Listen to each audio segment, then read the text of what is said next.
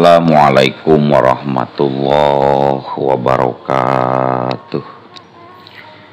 Wadia balad ATE official di mana we ayana. Alhamdulillah wa syukru ala ni'amillah.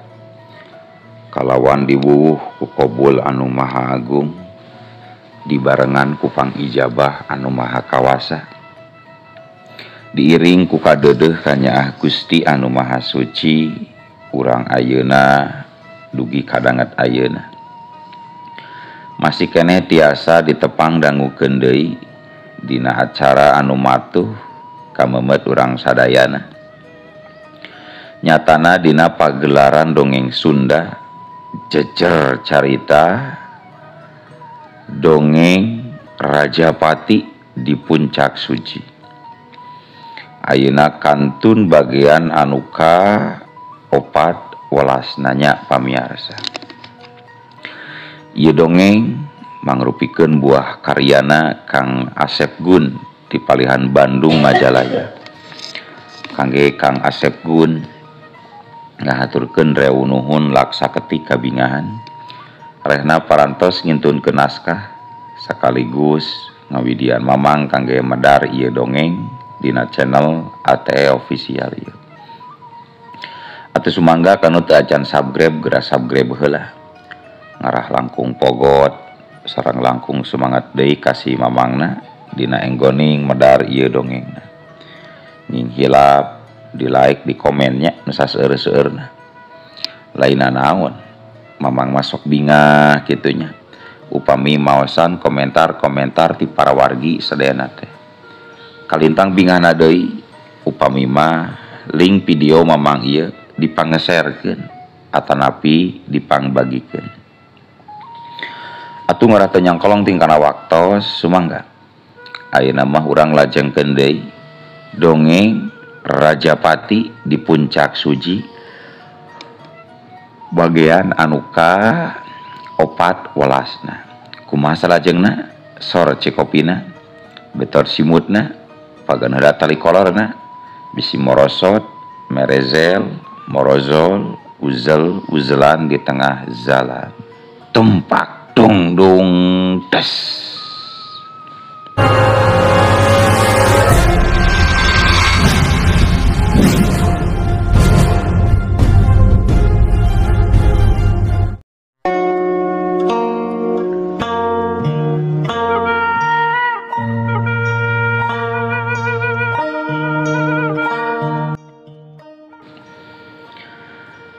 Ari cek beja mah henteu cenah. Maksud akang teh bajuret geus teu narima duit meunang ladang babadog urut anak buahna. Tapi teuing ketang ari buktina mah geus moal ieu teh geus moal aya tanyakeun deui. Lamun geus moal aya sok kera caritakeun ngeunaan keperluan maneh pangadatang ka dieu. Ceuk Kang Jumat mencerong kasih kardon. Oh, sabenerna geus disebutkeun lain kuring anu boga keperluan mah, tapi ieu sobat kuring. Tapi sameme sobat kuring nu nyaritakeunana teu naon, kuring rek ngajelaskeun heula secara singkat ngeunaan pamaksudan ieu sobat kuring. Si kardon eureun heula nyaritana diselangkung areret heula kawigeunna. Anu direret surti terus unggah ka si kardon. Nya sok we atuh geura caritakeun. Tidak tadi kalah puah-puih wae. Sok kusaha we caritakeunna mah sarua wae meureun. Kang Jumat nyaritana bangun anu ngarasa kesel. Sabab si kardon nyaritana jiga nu ngahaja di bulat belit. Punten atuh Kang, lamun kuring geus ngalirkeun ka akang punten.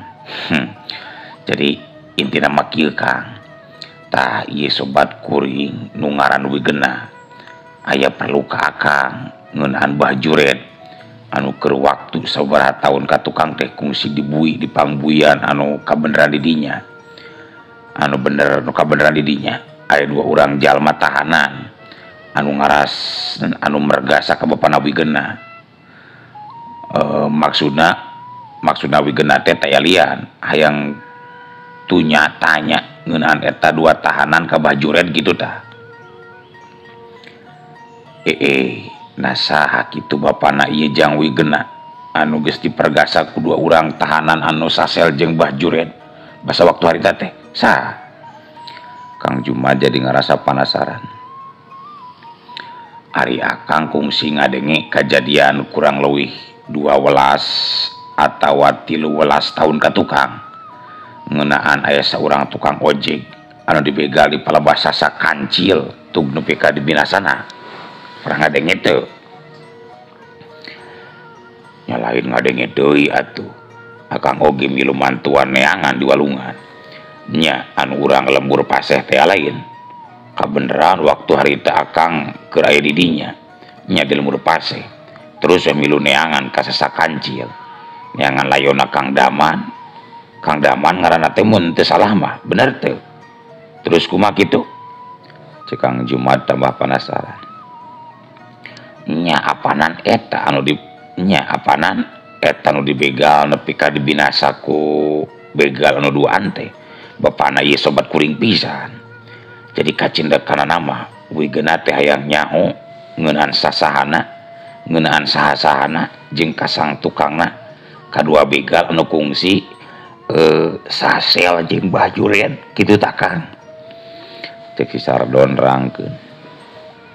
Oh kutan teh baru ieu teh budakna Kang Daman. Duh nya kaharti atuh ayeuna mah cing sabar we atuh Jang da geus takdir nanya geus takdir Bapak Ujang kudu maot alatan dipergasa ku begal. Tapi omat ari ceuk pamikir akang mah ulah aya rasa dendam Jang. Keun we da maranehna geus meunang hukuman anu satimpal jeung kajahatanana Jang. Cek Kang Jumat ngabeberah hate Wigena anakna Kang Daman. Muhun Kang, abdi oge teu gaduh emutan ari dugi ka dendam. Mung hoyong terang we wungkul. Sarangna ti kitu abdi hoyong nepangan ka bumina Bajuret etang-etang bade silaturahmi.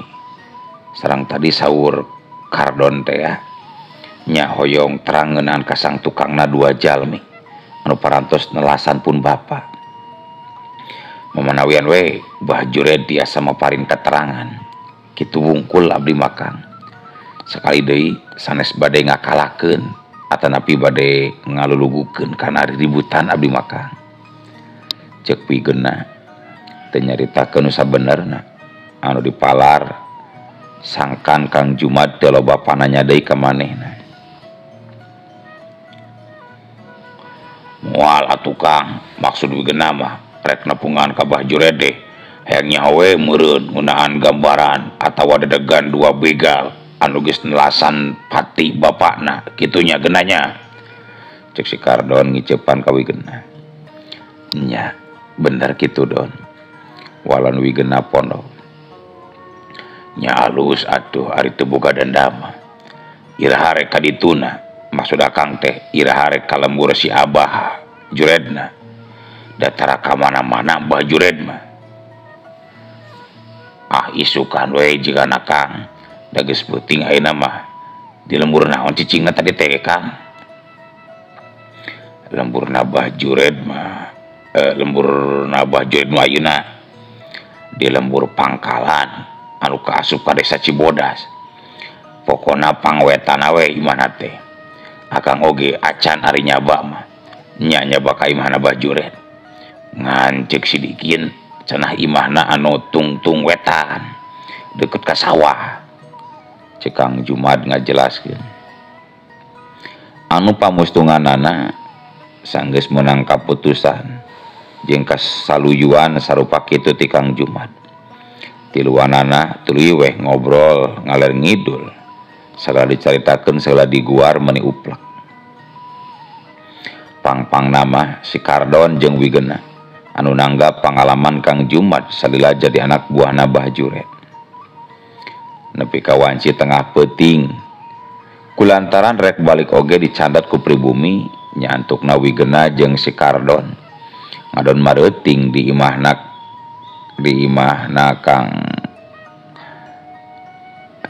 Kang naon ieu di imahna Kang Jumat.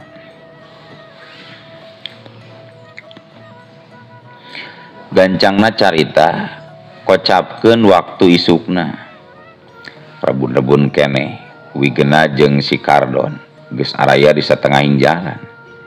Motorna ngadius mapai-mapai jalan lembur nu akhirna beras ka jalan gede terus mengkol deui ka jalan leutik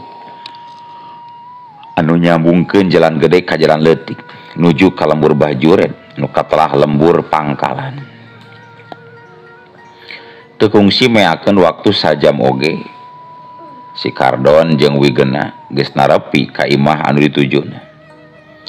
Sabadana tadi nanyakeun ka salah saurang tatanggana Bajuret anu kabeneran keur ngored kebon di jang jalanan nu kaliwatanana.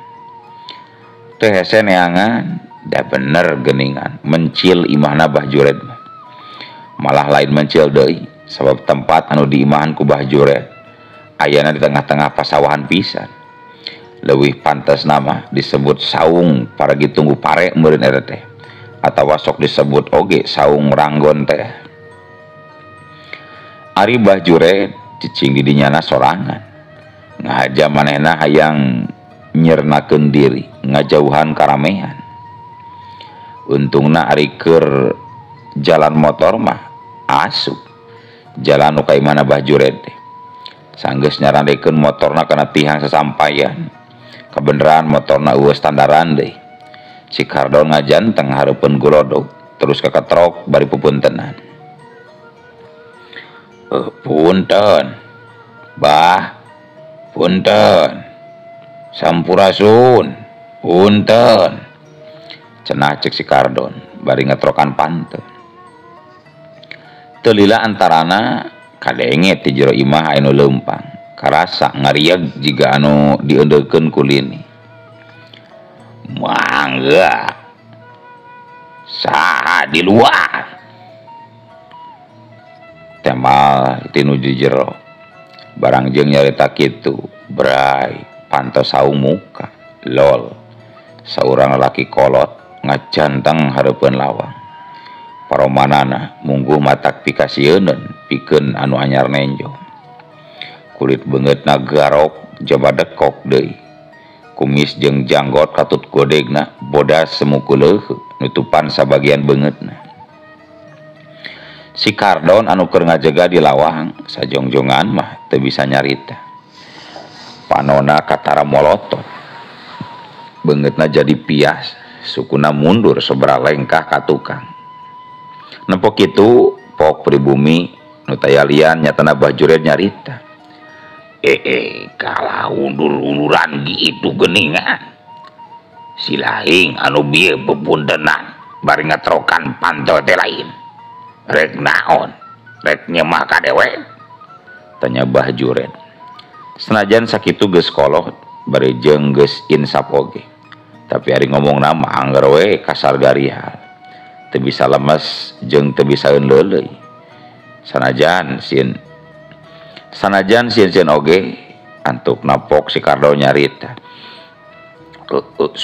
Sumuhun bah leres ieu sareng pangersa Bajuret gitu. Dewek bisa nu katelah Bajuret ari si laing jeung itu nu saurang deui saha. Temal Bajuret bari nunjuk ka Wigena anu keur nangtung tukangan si Kardon.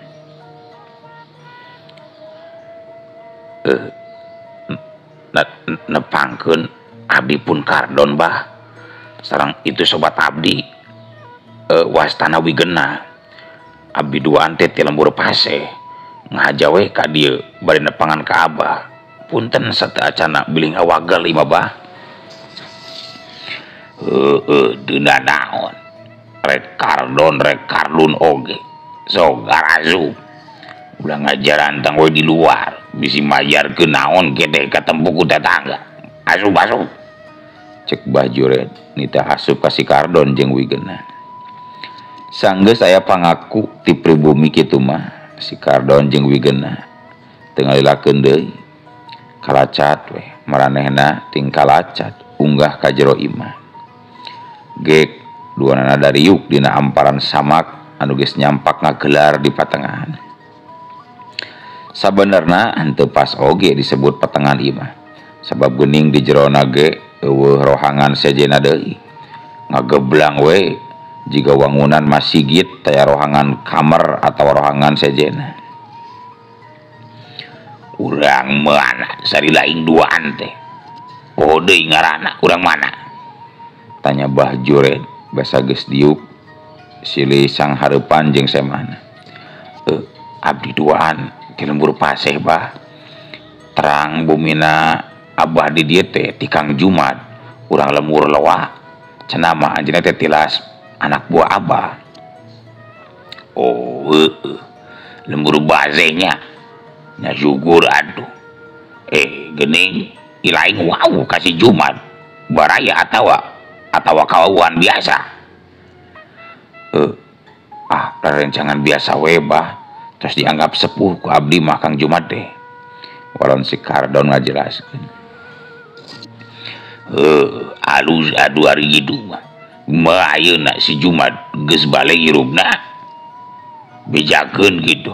Engke mah mun si laing balik di dieu gerain rap montong ngalajur we nafsu ngumbar amarah gitu. Alhamdulillah bah Kang Jumat oge parantos insaf ayeuna mah tara milampah deui pagawean jiga baheula. Apanan abahna oge sami ayeuna mah tos insaf. Lugur bisan atuh ari kitu mah. Rek nyangan naon hirup de, da lain ukur keur kasenangan di dunia wungkul. Kudu pikirkeun mah keur bawaeun bae. Geus boga bakal naon, gitu dah. Cek Bah Juret, bener geus tobat meureun ayeuna mah. Nyaritana oge henteu kawas baheula-baheula. Nya leres kitu pisan bah. Janten kieu ieu teh bah. Pangna abdi sareng ieu sobat abdi ngahajana pangan abah ka dieu teh. Taya sanes nyaeta aya teroskeunun. Sanes teroskeunun panginten. Naon atunya nu pantesnya. Cek si Kardon teu kebat nyaritana kalah ret ngareret ka Wigena. Teu baru deui jilaing mang nyarita teh. Sok atuh cing jentre rek aya kabendingan naon. Cek Bah Juret mencerong ka si Kardon. Janten kieu bah. Barabat we antukna si Kardon nyaritakeun sagala rupa paniatan Wigena.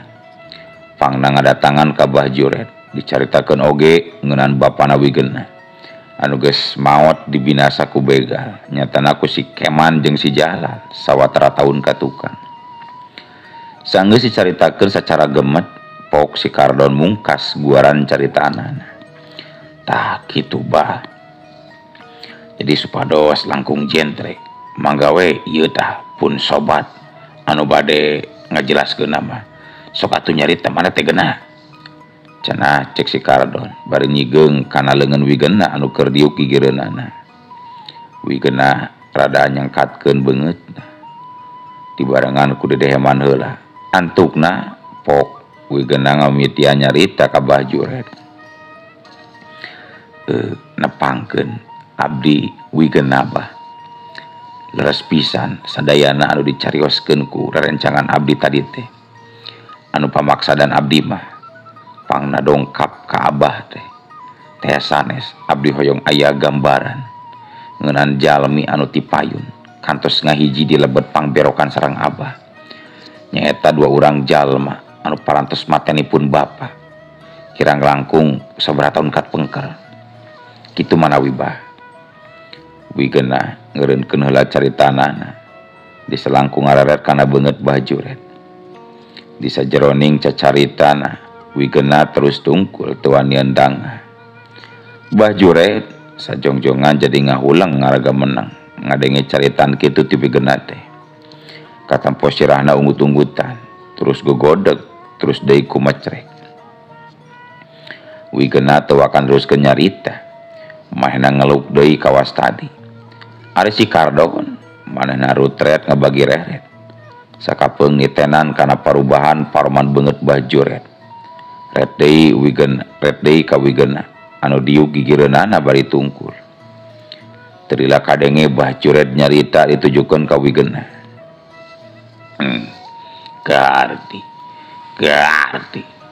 dewe geus nyao kana naon rupa pamaksudna sarta tujuan si lain khususna ka si lain nu ngaran wigeunna nyatana patega dan si lain pangna ngadatangan ka imah dewek teh taya liat rek nanyakeun ngeunaan sakumaha kahebatan tur kakuatan oge pangabisa jalma anu geus mateni bapa si lain nu waktu 11 tahun katuka kungsi jadi batur sapang berokan dewek cohagna si lain terek mang mareskeun pati jadi bapa kitu meureunan cek Bajoret langsung baik kana naon anu ayeuna pamikiranana wigeuna teu nembalan angger tungkul jika aya nu keur di pikiran tapi antuk nama pok wigeuna cumarita nyabah kirang langkung nama sapertos kitu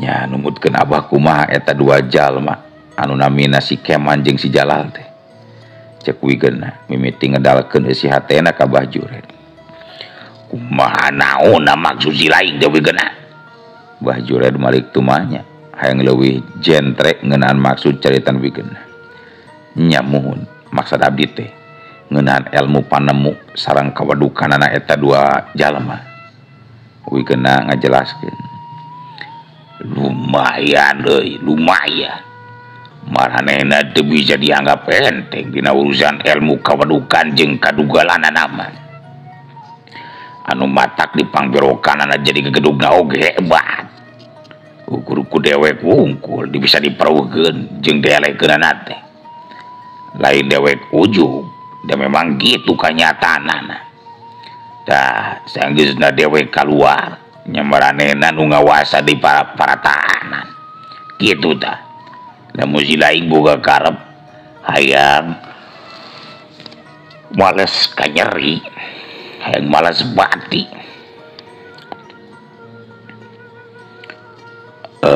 kasih Kemah jeung si Jalal teu bisa ukur ngandalkeun kawani jeung modal nekat wungkul euy kudu dibarengan ku ilmu panemu sarta pangarti anu geus mazagi ayeuna dewek rek nanya kira-kira bakal mampu si lain ngayunan eta mangluk duanana boga ilmu naon si lain dah cek Bajoret netep seukeut ka wigeunna nya ari sakadikeun mah abdi oge kantos diajar atanapi ngulik kana ilmu kawadukan mah bah ti ditu ti wewengkon Banten mudah-mudahan we atuh tiasa kanggo mapakan kemampuan si Keman jeung si Jalal bah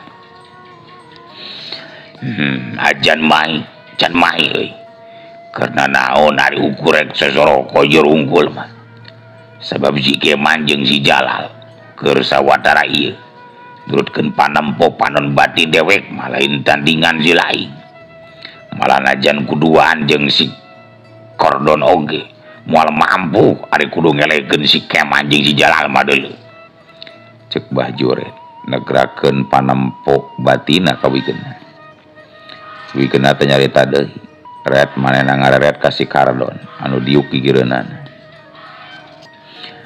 memangna seberat tahun deui kitu si Keman jeung si Jalal kaluarna ti pangberokanana teh gitu perasaan mah deui lakene marana duaan ngajalankeun hukuman teh cek beja mah aya kana 15 tahun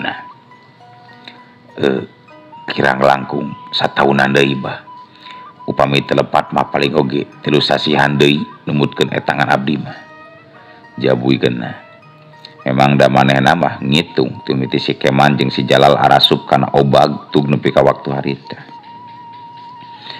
oh gitunya asa cik ene keningan tere atuh ari ukur bebulanan deui mah paingan aing sakieu geus kolotna da geuning 10 tahun aing kaluar ti obag deh nu mawi oge kitu bah cek wigana ka Bajuret. Ieu nurutkeun para ustad anu ku dewek sok dipulungan elmuna. Ari ngaran dendam teh teu dimenangkeun dina agama madele. Jadi lamun bisa mah mending geus we nu geus mah geus. Keun bae da marana oge geus nebus kasalahan jeung kalakuanna salila welasan taun hirup di pangberokan.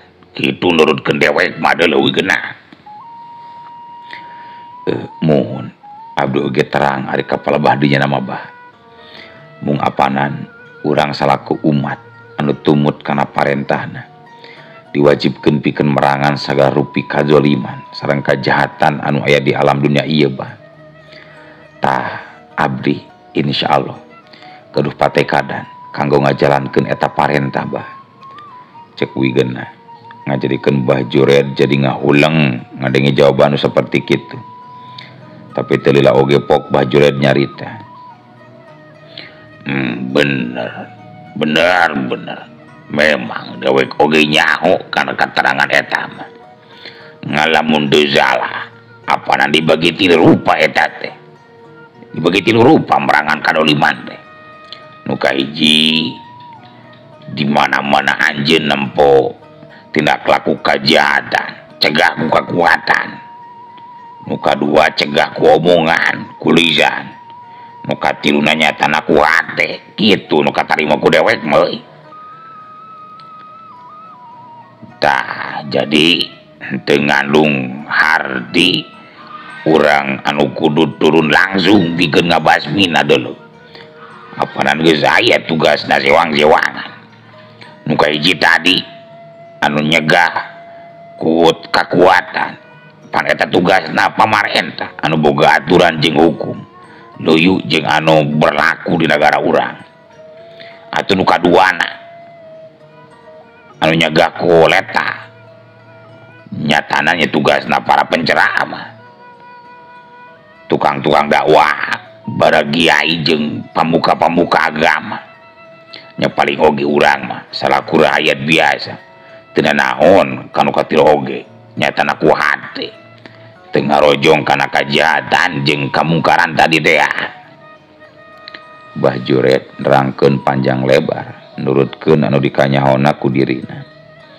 Tapi tina kayaan keur kitu nah atuh ari ujug-ujug eueuh waktosna kabujeng see wadia balad ATE ofisial keun atunya.